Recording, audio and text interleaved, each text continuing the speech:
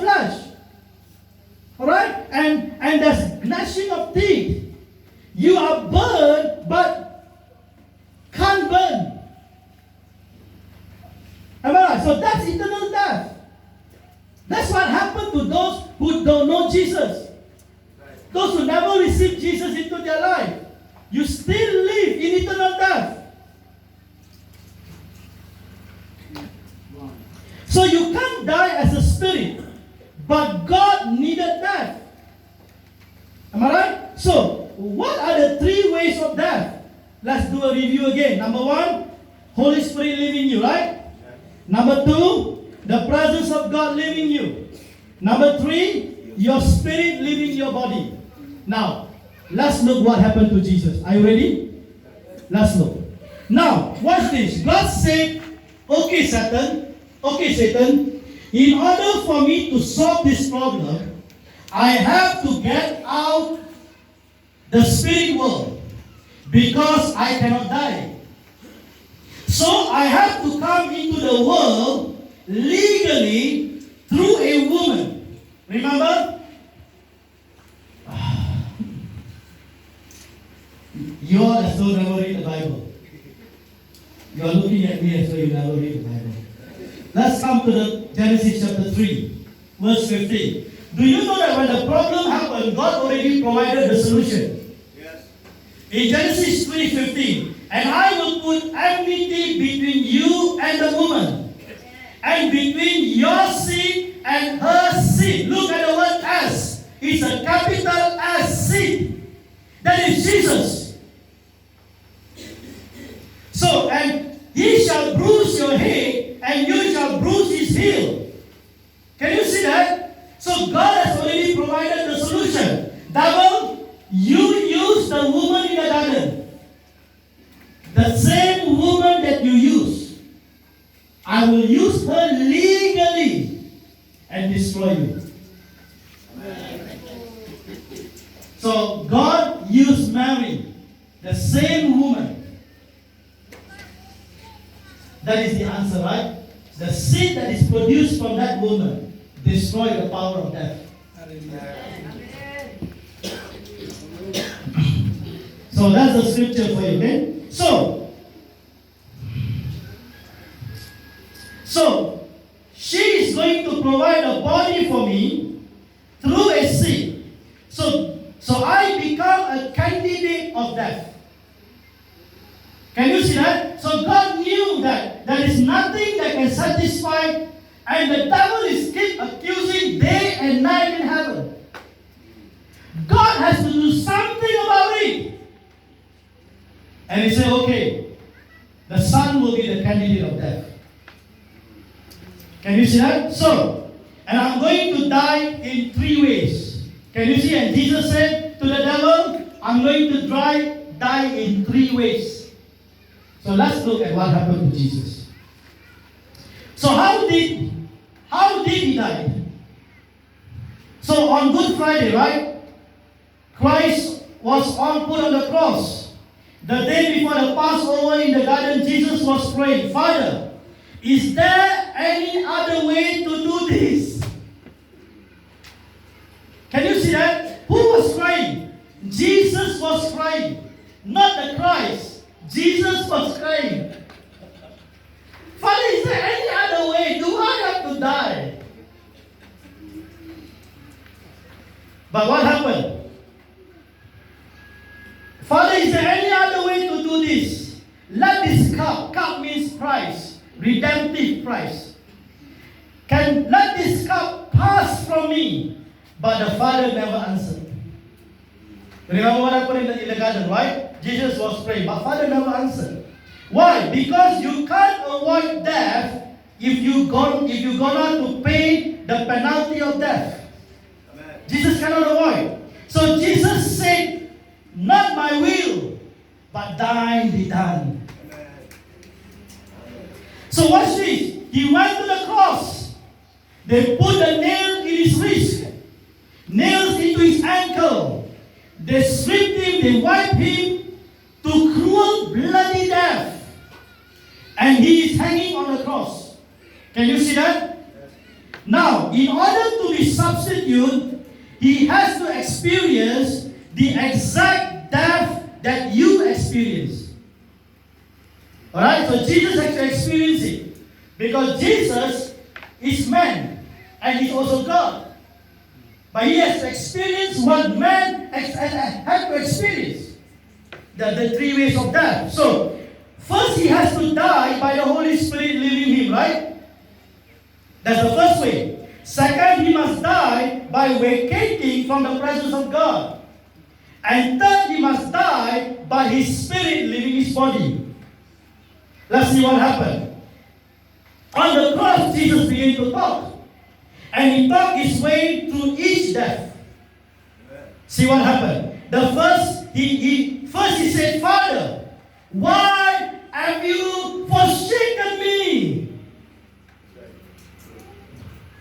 Just imagine, for one brief moment, God left God. Jesus had never felt what it felt like to be away from the Father. It was too much for Jesus. It was just a foretaste for 3 days. Just for 3 days. The Father has to forsake him. So that's the first step. Matthew 27:46. Are you following me? Yes. This is so important because once you understand this, you will understand the truth of the Word of God. This is the power of the curse of death and how Jesus broke it with his own blood. Matthew 27. Verse 46, you can read, okay? And about the 9th hour, Jesus cried out with a loud voice, saying, Eli, Eli, lama sabachthani? That is, my God, why have you forsaken me? It was too much for him. Right? You don't understand, when you are out of Eden, you malfunction. When you are out of God's presence, you go crazy. Life becomes purposeless. You are lost when you are outside of God's presence. We got so much of crime today. And crime is man out of God's presence. So the Bible said he cried out again with a loud voice, I thirst. Am I right? They thought he was crying because of pain. So they gave him sour wine, this is the painkiller, and put it on the reed and offered him to drink. But Jesus refused to drink because it is destined for him to carry our pain on his body. That's why if you have pain in your body, you can be set free today. If you have sickness on your body, you can be completely set free. Now, he has taken your pain on his body legally.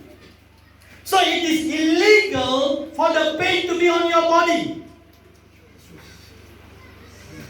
So the pain in your body is no longer legal. The pain you feel in your body has no right because Jesus took the rights of that pain away by taking the pain from you. By taking the pain for you. So if he would have taken that painkiller, you would have the right to keep your pain. But he never take the painkiller. So then the Bible says, he gave up the ghost. Right? Which means he gave up the Holy Ghost. That means to let loose the Holy Spirit. Then the Bible says, he bowed his head and died. Listen, you may have the 3 ways Jesus died. First, you forsake me. The presence was gone. He gave the ghost. The Holy Spirit was gone. But he's still there. Then he said he bowed his head He died completely, not for himself. That's why you must give your life to Jesus. He substituted himself. He paid death is due. Can you see what happened? The same three types of death that's supposed to happen to man, that happened to man, to Adam. God took it upon himself. The same three types of death on the cross of Calvary. Can you see the correlation, right? So that's why the blood is important, because the body got blood, but spirit isn't got blood. Right? Okay, so he has to become man with blood. Because without blood, there is no remission of sin. So life and death is in the blood. Do you understand me? So life and death is in the blood. That's why a lot of the cancerous is related to the blood. A lot of the sickness are related to the blood. Can you see that? So Christ has to have Jesus to provide the blood, because he is 100% God and 100% man. And Jesus is the vessel in which God lives to carry out the blood sacrifice. Can you see that? Jesus is the vessel which God, Christ, lived to carry out the blood sacrifice. So once death kills, it loses its power. Let me say it again. Once death kills, that is it. Death loses its power, because death is now satisfied. Can you see that? That's why when Jesus took death, and death has done its job on Jesus, it is complete. Because death has completed its work. So once death kills, death is what? It loses its power. It can't kill no more. Can you see that? Because death has done its work on Jesus, so death could no longer kill anymore. That is it. Death has lost its power. So Jesus said, death, if I can get you to kill me, you can no longer kill them. Can you see that? So death, I know you got to kill something. Because death was created to kill. So death has to kill something. I know, because I gave you that power. The penalty of death was created by God. That's why I told you that God is responsible, because He created death. So you kill me. Can you see that? So when Jesus was on the cross, Jesus said, come and kill me. I'm ready. That's why when Jesus said it is finished, what Jesus really meant? Death, you are done. It is finished. So, I know, okay, death, your job is killing. So once you kill something, you got no more power. You are dead. So death is dead. Alright? So let's go to the book of Hebrews chapter 2. And we're going to end in a few moments. I hope you are learning something. And I hope that the Holy Spirit is quickening your spirit and convicting you today. Hebrews chapter 12, let's prepare our hearts, okay, with that song. I believe they have learned that song, right? Death could not hold me. The anthem. Hebrews chapter 2, verse 14. Inasmuch then as children have partaken of flesh and blood, He Himself likewise shared in the same, that through death He might destroy him who had the power of death, that is the devil. Can you see that? And release those who through fear of death were all their lifetime subject to bondage. Okay, let me read again. Verse 14. He himself likewise shared in the same, that through death, through what? Through death, he might destroy him who had the power of death. So the power of death was completely destroyed. Death became powerless because now death has killed Jesus. So dying was not only necessary but mandatory. Why? Because it's impossible for God to lie. Because God cannot violate His law. He must keep His word. So, the question is this. Who killed Jesus?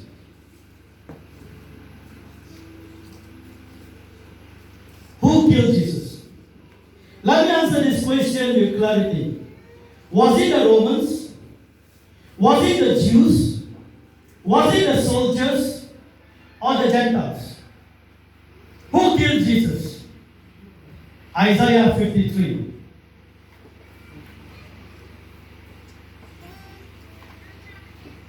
Book of Isaiah 53. We will end with this scripture, okay? Verse 4. Let's read it. Surely He has borne our grief and carried our sorrows, yet we esteem Him stricken, smitten by God. Who killed Him? Who killed Jesus? God did. Everybody say, God killed Himself. So, it says that God killed Jesus, okay? So when John the Baptist saw Jesus, his cousin coming down the Jordan, John stopped preaching. And John said, look, behold, the Lamb of God. The Lamb of God for their sin. But it says that God has provided Himself to die for the sin of the world. Therefore, this Lamb shall die once and for all.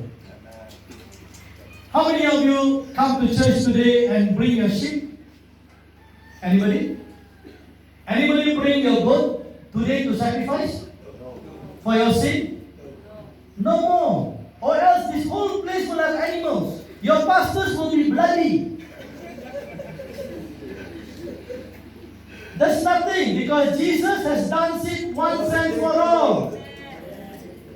You don't have to come with any animals for your sin. Your sins are forgiven. He was the Lamb. He was slain once and for all.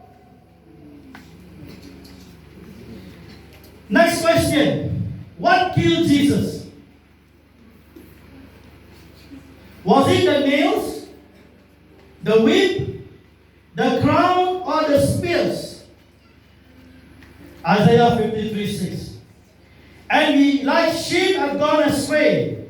We have turned everyone to his own way. And the Lord has laid on Him the iniquity of all of us. So the Lord laid sin on Jesus. Sin killed Jesus. So the wages of sin is what? Death. God Himself put the sin of man on His Son, and He died. So the spear didn't kill Him. The nails didn't kill Him. Sin kills. The Lord killed Himself. The Lord killed Him. Next question. What was the goal of His death? Isaiah 53 verse 10. Yet it displeased the Lord to bruise Him. He has put Him to grief. When you make His soul an offering for sin, He shall see His sin. He shall prolong His days. And the pleasure of the Lord shall prosper in His hand. That is the purpose why Jesus died. Sorry, that is the goal, okay? Next question. What is the purpose of His death? Isaiah 53, 11 to 12. He shall see the labor of his soul and be satisfied. And his knowledge, my righteousness servant, shall justify many, for he shall bear their iniquities.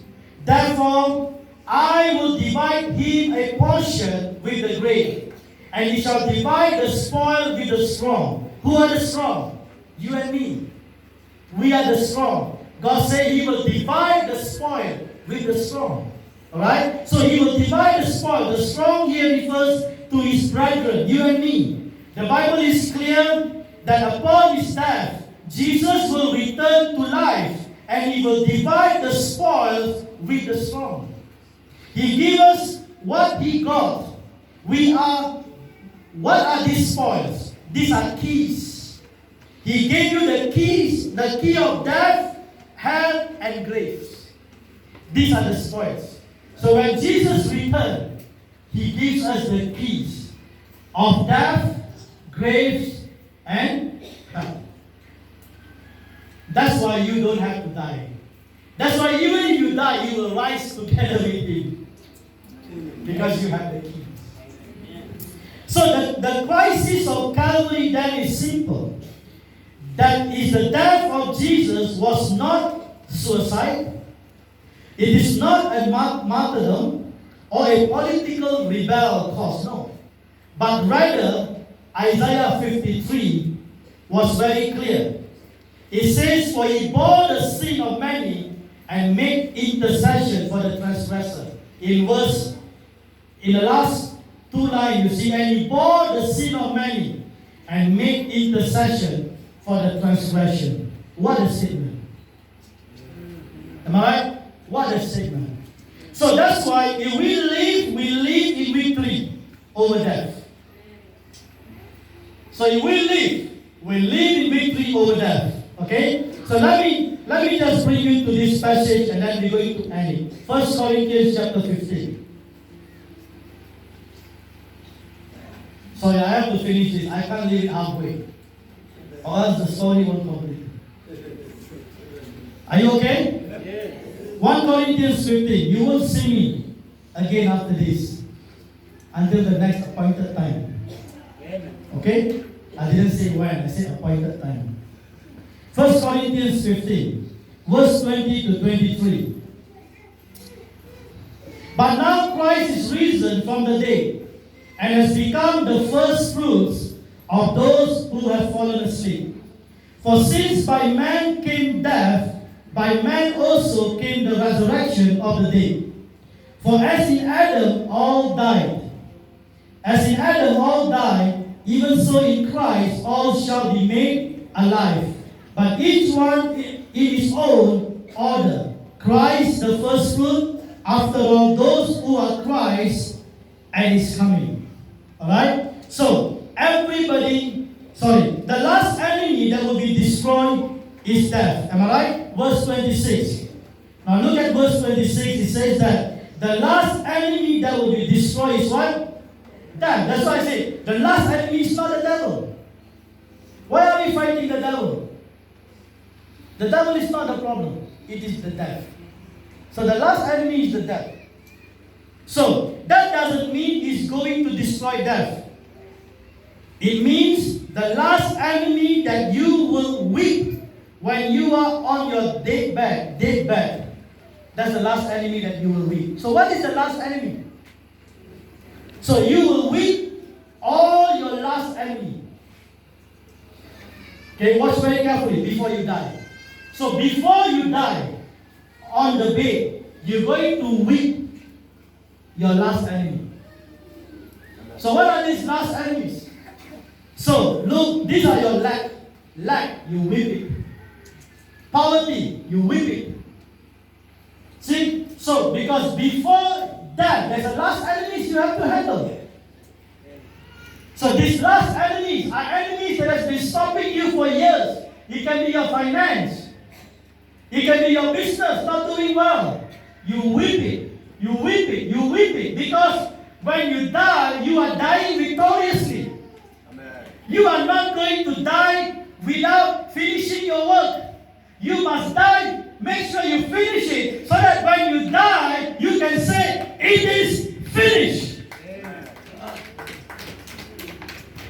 So once everything is weak, the last one is death.